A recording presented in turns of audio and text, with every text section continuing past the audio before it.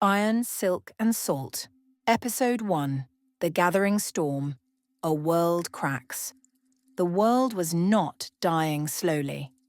It was cracking, splintering, drowning in its own blood of salt. And in the hinterlands of Yamato, where rice paddies once bent under summer winds, the first screams of the new age began. His hands were old, browned by sun, calloused by decades of harvest. Yet, when he reached for the rice stalk, it shattered in his grasp, no supple green but brittle white, a frozen effigy of salt. The crust spread in a spider's crawl across the field. He gasped. His hands cracked open, skin bleeding as salt crust formed inside the wounds. He stumbled, cursing in the language of peasants, whispering about the Kame's betrayal, or the whispers of the deep. The farmer muttered in panic. No, not here. Kama forgive me. The moon, who commands this moon? Around him the rice paddies were no longer paddies, but a sea of mirrors, shimmering, useless, deadly. His breath stung with the tang of ozone, sharp as lightning's kiss. He fell to his knees as the field cracked apart, a sound faint at first like chimes, then like bone grinding bone. The salt scourge had come. His scream carried on the wind, cut short as the salt took him. Far from the fields, the halls of Mizuho still smelled of cedar and cherry blossoms. The war room of the Yamato dynasty was a chamber of order, where maps were brushed onto silk screens, and lanterns swayed gently against polished wood. The samurai stood at the edge of the table, bracer pulled tight over his sea silk hauberk. His every motion was precise, his every word clipped into steel. Kenzo said, "The scouts report the crystallization spreads faster than any flame. Yet we sit here and call it trickery." Shogun Hideyoshi replied, his tone imperious and dismissive. Do you doubt your liege, Kenzo? The Oni have long studied vile alchemy. This salt sickness is no plague. It is a weapon. They test us. Nothing more. General Daiichi grunted, voice gruff with loyalty. The Oni banners march even now. Their forges burn night and day. Would you have us cower before illusions? No. Steel meets steel. War is our answer. Kenzo bowed because Gimu, duty, demanded it, yet unease gnawed at him like a loose thread unraveling fine silk. He thought of the farmer's report he had read in secret, of eyes crystallized mid-plea, of children coughing up white dust. But doubt was contagion, and in Yamato contagion was treason. He whispered under his breath, "If duty is blind, then it should not carry a sword." None heard him above the rustle of maps and the clatter of go stones marking troop movements. Outside, cherry blossoms fell like pink snow, heedless of the world's fever. To the south, the groves of the Huarang kingdom swayed in uneasy wind. These were lands where the Tengu sang with the sky and where every branch bore prayer ribbons fluttering like wings. But the air was wrong. The song spirits stuttered. Leaves curled with veins of pale salt. Amaya descended through the branches like dusk's shadow. Feathers rustled, eyes glimmering with copper fire. She was healer, warrior, exile, all at once. She whispered softly to herself, "Still the song, still the breath. Anchor the world even if it bleeds."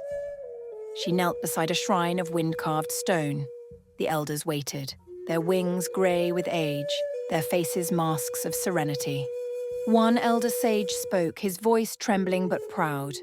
The scourge is but a wound in the world. With prayer, we soothe. With patience, we endure. The Asura will not wake if we sing the right notes. Amaya's voice cut firm, skeptical. Then why do the wounded choke on crystal, Elder? Why do rivers dry to dust while we sing? Murmurs rippled through the gathered Tengu. The old and the young stared at her, some with horror, some with hope. Another elder snapped sharply. Careful, child. Words like yours twist wings into chains. Do you think yourself wiser than prophecy. Amaya answered, quiet but bitterly wry. Prayer without action is a lie. Her hand brushed a secret trinket hidden in her robes, a human coin, worn smooth, forbidden, a sign of a longing her people would not forgive. Above them, the branches groaned as if under invisible weight. The scourge was spreading. The sky itself seemed to whisper. 3 lands, 3 answers to the same wound. Yamato sharpened its swords against ghosts. Hwarang prayed to silence, and in the distance, drums of iron began to thunder. The world cracked, and the storm had only begun to gather. When the farmer's scream broke into salt and silence, its echo crossed mountains and deserts. It reached for fires that never slept, for hooves that never tired, for a throne that wore a crown of smoke. The world did not answer in one voice. It answered in iron and wind. Chang'an rose like a citadel hammered from night. Walls of black basalt, roofs scaled in soot, arteries of molten light. In its heart, the great forges thundered without rest, anvils speaking a language older than treaties. Above the central foundry hung a wardstone the size of a house. It flickered like a dying star. Forge priests chanted in percussive rhythm. Heat is truth, hammer is law, impurity, depart. The Oni worked in rhythms, 2 strikes to set, 1 to seal. Quenching troughs hissed like snakes. Iron plates marched from red to black. Sigils were cut sharply into their faces, letters of Kutetsugo shaped for stone, not paper. On a high balcony, the ruler of the dawn watched. He wore a cuirass the color of storm clouds, a beard braided with iron rings, and eyes like furnaces glimpsed through shutters. He spoke low, his voice controlled. The wardstone dims, Master Orochi. How many nights until it breaks? Wardmaster Orochi answered, weary but measured. If I answer truthfully, Majesty, fewer than the number of our enemies. The glimmer veils gnaw at the seams. Our charms hold, but each day they hold less. Kageyama asked. And the salt? Orochi replied, Scarce. The kame choke their caravans. What we buy on the silk routes comes at 10 times the price and half the purity. Our blood forges stall. Our legion edicts rust. Kageyama's gaze slid to the edict plates mounted along the balcony. His laws, not written on paper but carved into iron. One plate showed a chain snapped upon an anvil. Another, an eye struck through. The glyph, for no fear. He had believed iron could be made into a language too heavy to be denied. Quietly he said, We are told to appease a sleeping god. We are told to starve our forges so that dreams stay sweet. I say no. An advisor tread softly, voice careful. Majesty, the Hwarang call it harmony. The Yamato call it law. The Silk Road calls it opportunity. We... Kageyama cut sharp. We call it a chain, and I was born to break chains. He lifted a small crystal vial from the rail. Luminous salt gleamed inside like trapped lightning. He uncorked it and let a single grain fall upon his tongue. Orochi warned, Majesty. For a heartbeat, light drew lines behind his eyes. He saw the wardstone not as rock, but as numbers. He tasted the city's fear mapped as geometry. Beneath that geometry, something vast turned in sleep.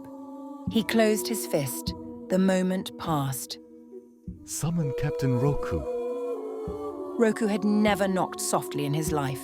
He stepped into the audience hall like a hammer remembering the nail. His armor was basalt. His knuckles were geography. Majesty. Kageyama said, You know why I called you? Roku replied dryly. If I say, because you miss my jokes, will you demote me to the kitchens? A few in the court chuckled, then grew still. Kageyama almost smiled. Roku, son of the Granite March. The Scourge eats our borders. The Kami's quarantine starves our furnaces. The Yamato sharpen laws like knives. The Hwarangs sing to a sky that does not answer. And on the steppes, a boy commands a sea of knives with a song. Roku answered. The two-souled. He calls himself Cure, said Kageyama. He may be Plague. What do you call him? After a beat, Roku said, necessary. The word fell heavy, like something that should not be spoken indoors. Kageyama's tone sharpened. Take the hammer bearers. March east to the salt pans of Desolation. If the Khan is Cure, we will drink. If he is Plague, we will shape him into medicine. Roku asked. And if he refuses shaping? Then you will break him. Kageyama said. And I will mourn the waste. A whisper passed behind Roku's ear. No voice, only the memory of pressure. Bind, bind, bind. The weaver's promise sweet as rest. He clenched his jaw until his teeth sang. We walk anyway. The audience dissolved into orders. Runners carried iron plate writs, stamped with the imperial seal. In the yard below, recruits lifted shields until their arms shook, then lifted them again. A boy of 15 vomited from the heat, wiped his mouth and returned to the line without a word. Roku paused at the threshold. On the far wall, an old mural showed Oni chained to pillars of salt. In the next panel, those chains were reforged into swords. In the last, the swords were laid on a forge like offerings. He reached out and touched the oldest chain with 2 fingers. If you will not leave me, then at least walk where I walk. The chain was cold. The hall smelled faintly of ozone, as if lightning had rehearsed there. Morning found the hammer-bearers on the road, their shadows square as their shields. Smiths walked with them, tightening straps, blessing rivets with grease and short prayers. Kappa teamsters drove wagons of spare plates and water in barrels bound like drums. At the column's head, Roku walked without ceremony. He had always believed that a man should be 1 pace ahead of his orders and 1 pace behind his dead. One Oni recruit whispered to his friend. Do you hear them? The friend asked. Hear who? The chains. Roku said without turning. Everyone hears something. Learn which songs deserve your feet. By noon, the forges of Chang'an shrank into haze behind them. By dusk, the sky over the eastern flats was the colour of forge water, blue gone to black, black gone to steel. A courier rode hard from the south and swung in beside Roku.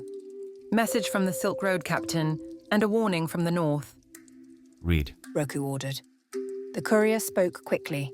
From the princes of Aksaray, supply caravans diverted, salt vaults in the pans rumoured opened by resonance. From the north, Kame watchfires along the plateau, quarantine edicts repeated with stronger words. Roku asked, Stronger? They call any who break the quarantine carriers of unmaking. Roku smirked with grim humour. I have been called worse by better. He dismissed the courier, then lifted his eyes. Ahead, the horizon trembled like a drumskin. Dust, many feet, a weather system made of intention. The steps were a page without margins, wind in endless handwriting, where the grass thinned to pale sand, a shadow rode, not horse, not chariot, but a living geometry of plates. The choros flowed like mercury and sang like knives rubbed edge to edge. In its heart stood the Khan. The voices of the choros whispered in layered chorus. We are many. We are one. Memory extruded into hunger.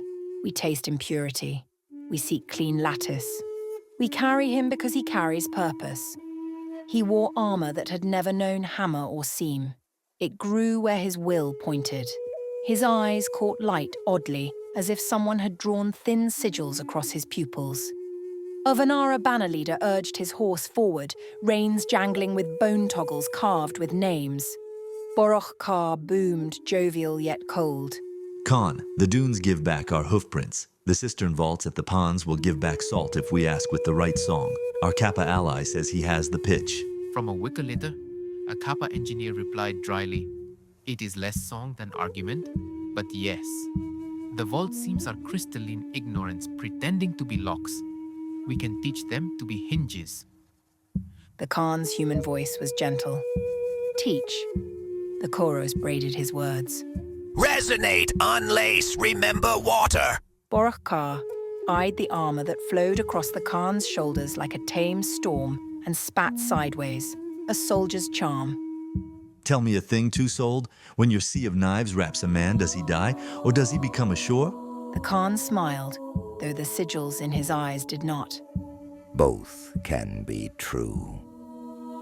They crested a low rise. Below, a village had been salted to glass, the fields a mirror under a too-blue sky, the wells rimmed with pale teeth. At the edge of that ruin, a strip of ground grew green, impossible, arrogant, alive. A Silk Road prince arrived with retinue, his voice like coin on porcelain. Khan of the wide wind, we have carried word ahead. Merchants prefer roads without plagues, you see. The Pans wait. Yamato tightens their belts. The Oni march. You will be greeted by profit and by knives. Koros Khan said simply, both can be true. He dismounted the Koros as if stepping off a thought and walked to the line where green met mirror. He knelt and pressed his palm to the earth. Breathe. The chorus rose in clarion. Drink impurity, exhale lattice. The chorus flowed in a slow spiral. It did not devour, it sorted. The salt shimmered, rearranged itself, released what it had stolen.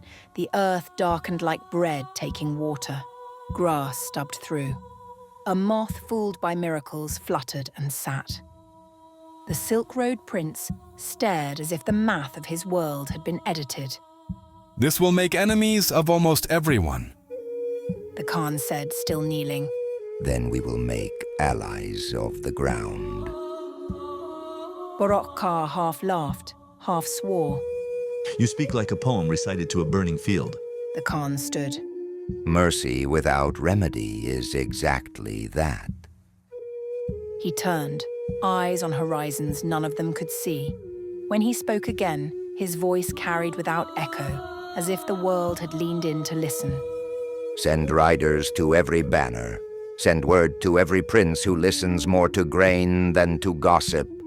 We ride to the salt pans of desolation. We will open their vaults. We will sing their seams apart. We will feed the fields and the forges. Let those who hoard and lie be ground into their own chains. The chorus echoed, Ride, cleanse, reorder. The wind answered in banners. The chorus lifted him as a wave lifts a prow. What had been a rumor became a road. They made camp at the edge of the salted village. At dusk, the light went copper, and the green ring looked like a promise scratched on a tomb. The Silk Road prince shuffled contracts on thin lacquer slates, his smile sharp as trade. Your declaration is music, Khan. But music buys nothing unless someone pays. The Pans are contested. Oni, Yamato, even the Hwarang have healers on the flats. If I am to put my caravans between you and starvation, I want... The Khan said, You want to be necessary. The prince grinned. Precisely. The Khan turned to the chorus. Listen to his routes. The chorus whispered, We taste the map hidden in his breath. For a heartbeat, the prince swayed, as if someone leaned upon his memory. When he steadied, his grin was a little more honest. You are unlike my other clients. They are unlike me, said the Khan. Does your honesty arrive with your profit, or does it leave with it? Both can be true. They sealed their bargain not in ink, but in obligation. The prince would run food and water to the vanguard. The Khan would cleanse a corridor wide enough for a caravan to breathe. In return, the prince tied his roots to the Khan's proclamations. A new law, written in bread. A Vanara child wandered near the green ring, barefoot, a coin on a string around her neck. She stopped at the edge, 1 foot in ruin and 1 in remedy. Will it stay? The Khan answered gently. If we do. News travelled at the speed of hunger. At Mizuho, A runner delivered a silk road broadside to the war room, sailcloth inked in 3 scripts. Kenzo read it with his jaw set. The world is sick because you locked breath into cages. If you join, you will live. If you persist in hoarding and lying, you will be made into the lesson. He folded the cloth and asked for more maps. In Siora Beol, Amaya stood in the grove as the elders argued. Some called the Khan blasphemy. Some called him Bridge. She packed her elixirs without waiting for a vote. In Chang'an, Roku watched the same broadside nailed to a post, read it once, then twice, then tucked it under a plate on his chest as if paper could be armor if it was heavy with purpose.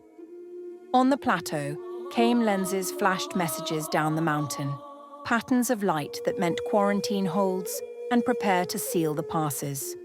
Somewhere in their glow, a single elder asked a question no one wrote down. What if the boy is right for the wrong reason? They did not meet face to face yet. The world had arranged them on opposite rims of a bowl and poured them toward the center. What they sent instead were words with legs. An envoy climbed a broken tower and called across the flats. By command of the two-souled Khan. His proclamation echoed into both camps and offended them equally. On a basalt ridge, Roku spat to clear ash from his mouth. Necessary. In a Yamato field tent, Kenzo pinched the bridge of his nose. Both can be true. In the Huarang groves, Amaya tied her hair back and said nothing at all. Night, nearer to the pans. The air tasted like teeth. A shepherd brought a lamb that had grazed the edge of salt. Its fleece was peppered with crystals. Its breath rattled like a cup of stones. He begged, "If you can, do. If you cannot, do not lie." The Khan knelt. Hold its head. The chorus flowed over the lamb like a second skin. It tightened, then loosened, then shivered. The crystals leached away like frost retreating from a blade. The lamb coughed once, a bright sound in a dark place. The shepherd sobbed like a man freed of a boot upon his throat. "You will save us?" I will save what can be saved. I will break what must be broken.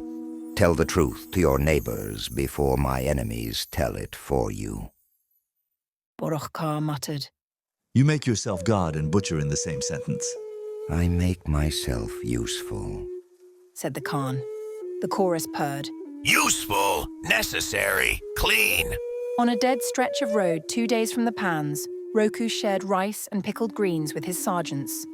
Oni food was not delicate, but it was precise. A fist-sized portion of strength, a mouth of sour to keep the tongue honest. Sergeant Aya said, "If the boy can truly open vaults and cleanse pans, the Yamato will paint him demon to keep their honor complete." "And we will paint him savior to keep our furnaces lit," said Roku. "Which will he be?" "Both can be true." They laughed, because it was either laugh or list the names of the men they would not bring home. The weaver's knot voice leaned close. Say yes. I will unmake the floor in your sons. Roku said nothing, and listened to the wind count their footfalls. Elsewhere, 4 hands moved stones on 4 maps. Kageyama's hand placed a black stone at the sluice choke. Iron wedges and shield walls. Hideyoshi's hand positioned archers along the evaporation basins. Firecraft, lawcraft, the old ways of killing made new. A Huarang elder's hand set a white pebble labelled healers by the cistern. A Silk Road prince's hand did not move stones. He moved prices. The maps were wrong in different ways, but the bowl they ringed was true. In its bottom, salt and blood would mix into a paste nobody would ever scrape clean. At dawn on the last day before the pans, the Khan raised his standard. A strip of woven horsehair, a chorus plate grown thin as paper, a sigil that meant breathe if you had the right eyes to read it. The Khan declared, "No prayers for victory, only promises to the ground." The Vanara choir answered in harsh harmony. "Lineage's breath, we ride our grandfathers' backs." The kappa engineer said, Pitch confirmed. Vaults will listen, men may not. The Silk Road Prince quipped, Listening is a commodity. I am prepared to trade. Borok Ka mocked. When spears talk, your tongue will hide behind a barrel. The prince smiled. That is what barrels are for. Hooves poured dust. The chorus thickened beneath the Khan, then thinned, then ran. Eastward the ground became a drum, and the horde the song beaten upon it. Behind them, the green ring at the salted village held. For now, for long enough to be believed in by the next village, and the next rumour. Iron moved. Wind gathered. Words put on boots. Captain Roku marched because there was nothing left of him that would ever stop marching. Kenzo sharpened a duty that might yet cut his chains. Amaya packed mercy into vials and a rebellion into silence. And the two-souled Khan rode a sea of knives toward a place the maps called Desolation, to argue with salt and teach it the taste of breath. The bowl of the world tipped. Everything that could roll, rolled toward the pans. The salt pans were no battlefield of choice. They were a wasteland made of fever, gleaming plates of dead earth, heat shimmering like knives, air bitter as old ash. And yet the world's armies met there, because salt was life. And life was running out. Kenzo raised his sword. Loose! 1,000 bowstrings answered. The volley rose as one black wing and fell upon a moving wall. The chorus swam in phalanx, hex plates flowering into a silver lotus. Second flight. Ignite. Pitch-wrapped shafts hissed, flames splashed. For a heartbeat, the swarm seemed to burn. Then the fire slid away, dead. Lieutenant Sada gasped. They're learning, as if they... Kenzo cut him short. Think. And if they think, we think faster. A shigaroo bristled in hedgelines. Yari angled low. From the glare burst a scourge wolf. Salt angles, blue eyes, hide like razors. Spears shattered. A man's palms flensed to ribbons. Kenzo's blade cleared scabbard with the sound of rain. One clean stroke down through crystal skull. The beast cracked open into a hail of white shards. Steady, archers, ankle joints. Adapt faster than they do. Across the flats, the horde advanced. Not a line, but a storm. Koros rolled in Gale Rider, dunes of glinting plates throwing dust like banners.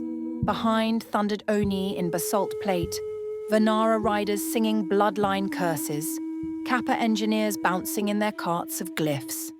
And from the storm came a voice, two voices braided, human timbre woven with swarm resonance.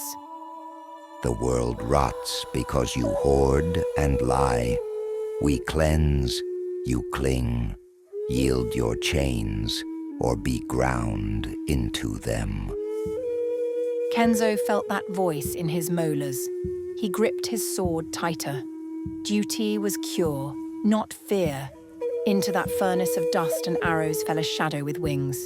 Amaya bent over a boy skewered with salt ribs. Breathe, drink. She poured sky blossom between his lips. Wounds smoked as if ghosts were leaving him. His eyes focused. Horror, then gratitude. Yokai. He whispered. She pressed his chest. Live. She sprang again, talons slashing across a plate. Icor hissed. The swarm shivered, then reknit around the wound. Her throat charm crackled with Elder's command. Amaya, report. She panted. Pulling wounded near the evaporation basins. Kai turbulence rising. The scourge is loud. Do not engage beyond retrieval. I'm already beyond. Above her, the air split. A glimmer veil opened, an eye in the sky. Sound doubled back on itself. Pressure, not words. Order, chain, return. Men dropped their weapons to weep. Others laughed until their voices broke. Oni captains clawed their own faces. Amaya anchored bone against madness. Through the blur she saw him, Kenzo, a black stroke amid salt and white. Their eyes met. The world felt huge. On the Oni flank, Captain Roku's voice cracked the storm. Column, break to wedges. The madness rode his back like an old lover, whispering in seams of his skull, "Bind, bind, bind!" He spat and shoved forward, warhammer high. A Yamato officer's blade was crisp as scripture. The cut bit basalt. Roku's hammer ended him with a wet crack. Around him, Oni drank salt draughts, irises pale, breath sweet with crystal. For 10 breaths they were gods. On the 11th, one seized split, tumorous spires thrusting through skin. No one looked down. Forward! The Koros shifted into stinger swarm, lances of crystal sleeting down. Shields braced, shards broke like rain on stone. Roku shoved into the storm and laughed, because the only other option was to stop. Borok Ka sang in booming Tep Kel. Lineage's breath, we ride the backs of grandfathers. Vanara arrows feathered Yamato lines at angles no counter volley could match. Curses carried bloodlines in every syllable. To the men of islands, may your sons marry salt, may your daughters birth knives. A kappa engineer thrust a lacquered tube into his hands. When your swarm reaches that cistern, have it sing at this pitch. The vault seams will unlatch. Borok Ka grinned. You profit from apocalypse, Turtle Man. We profit from demand. Kenzo's drums beat. 2 longs, 3 shorts. His men fell back toward the sluice choke where the pans narrowed like a throat. Oni wedges pounded after them. Amaya dropped into the maelstrom, flashing between shards and screams. She dragged one wounded, kicked a plate apart, shielded another boy with her wing. She could not save them all. She saved anyway. Above, dragonfire flared. Geometry burned into air, chanting circles. Flame fell like decision. Kenzo yanked her beneath a shattered trough. Sea silk charred but held. Your people did this? She answered, grief edged. My people warned them not to. Some told them to make it bigger. Your people are like mine. Kenzo said with a bitter laugh. Wrong in different ways. Yours kill me with laws. Mine kill you with kindness. Choose. They did not step apart. The cistern vault stood like a buried cathedral, its seams fused for decades, its doors a geometry of salt no smith had ever broken. The Khan raised his hand. The salt pans are a scroll of mistakes. The chorus rose beneath. Re-ink, reorder, clean lattice. A pitch rippled across the flats, sharp enough to make teeth ache, low enough to make lungs stutter. The seams sang back. They did not resist.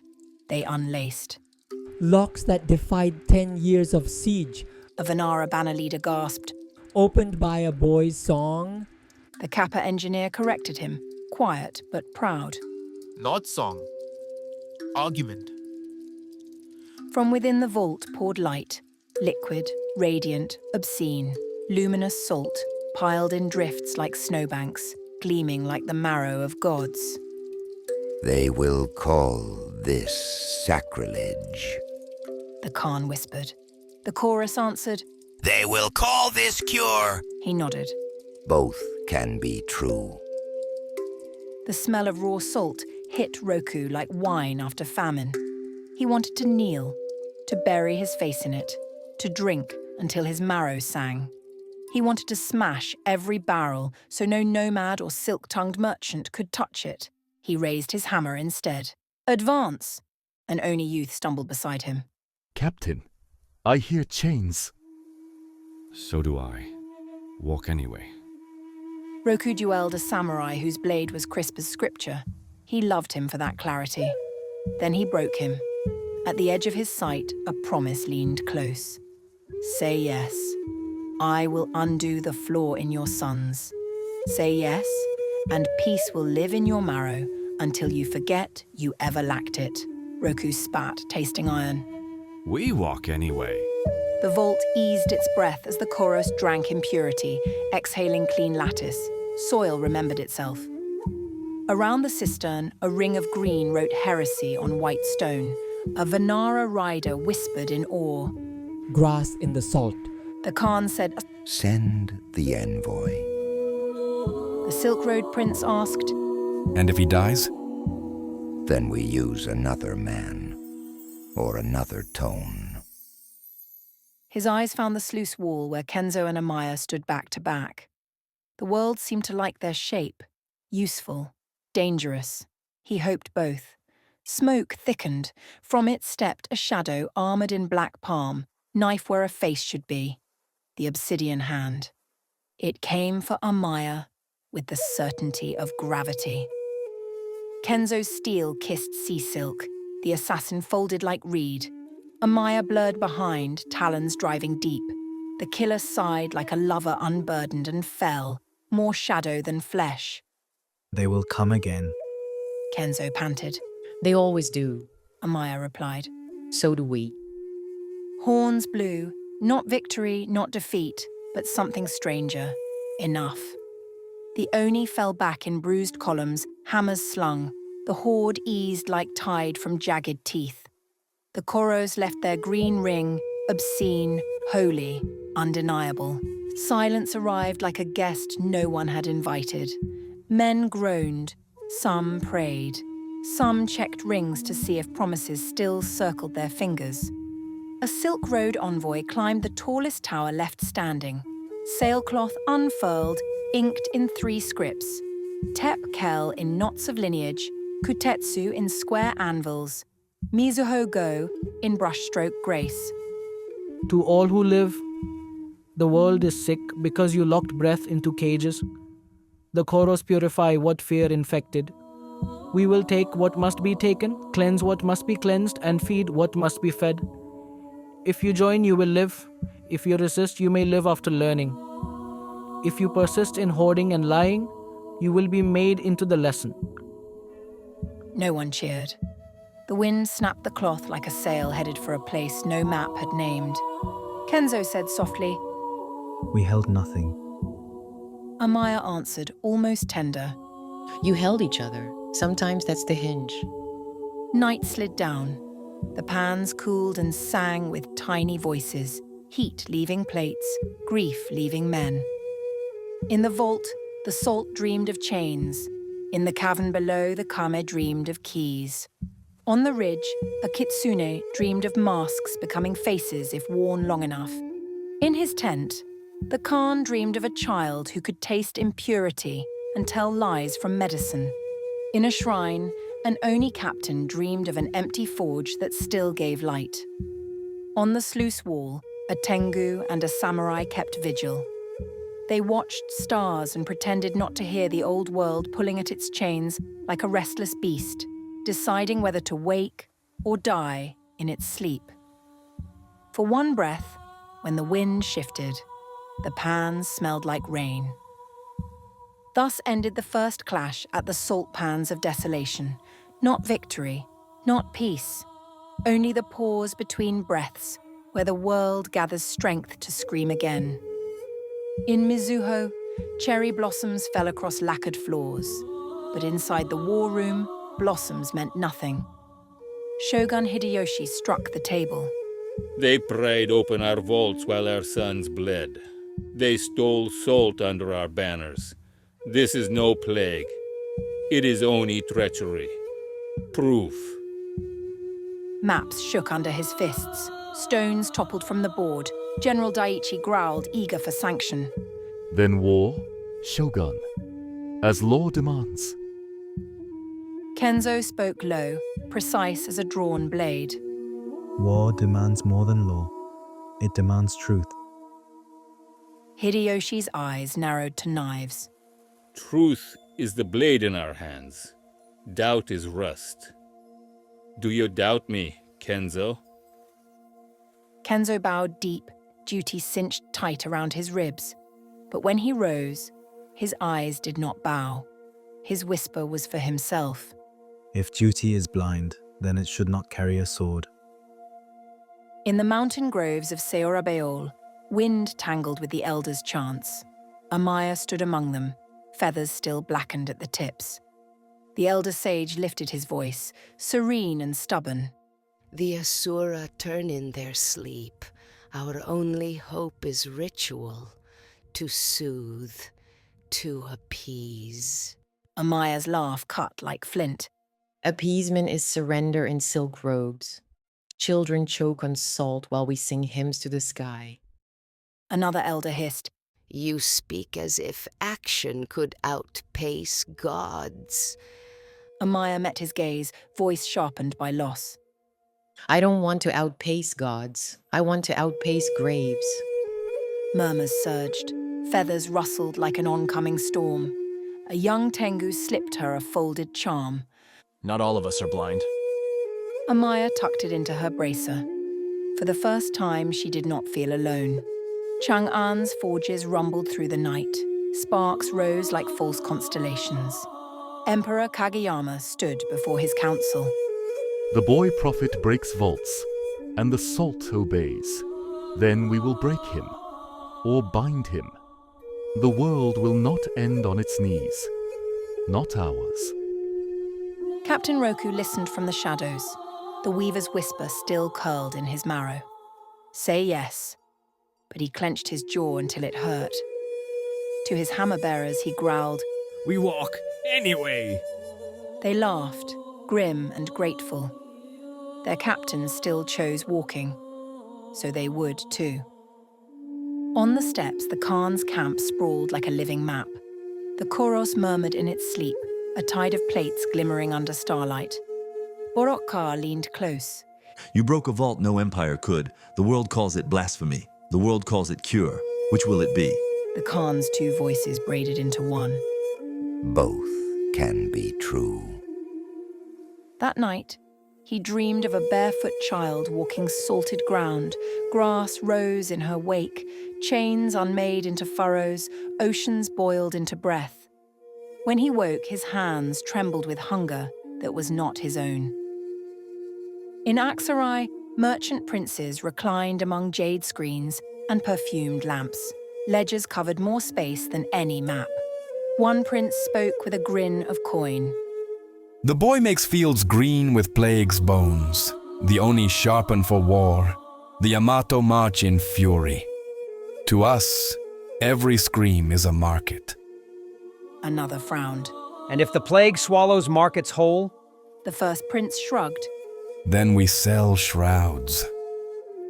At dawn, their caravans rolled heavy, with bread, knives, and contracts. On the Kame Plateau, lenses flashed messages across frozen peaks. Quarantine, quarantine, quarantine. But in one archive, a younger Kame traced alternate lines into crystal. His signal was not an edict, but a question. What if the boy is right? For the wrong reason? No elder answered. The question pulsed alone in the dark, and in smoke-filled alleys, shadows laughed. Kitsune sharpened masks. The obsidian hand whispered silk on steel. Purity is not cure. Purity is erasure. While empires bicker over salt, we will salt their bones. Then they vanished, leaving only unease behind. Across the world, the storm gathered. Yamato armies drilled beneath banners of law, swords bright with denial. Hwarang sang and argued, their groves split between prayer and rebellion. Oni hammered chains into weapons, defiant and laughing at despair. The Khan's horde rolled like thunder, green rings blooming in deserts where salt had reigned. Silk Road caravans threaded coin and rumor through every battlefield. Kame lights pulsed from mountains, stern, silent, unwilling to yield. And the obsidian hand whispered in every shadow, weaving purity into knives. Thus began the age of iron, silk, and salt, and the first step toward the Asura's awakening.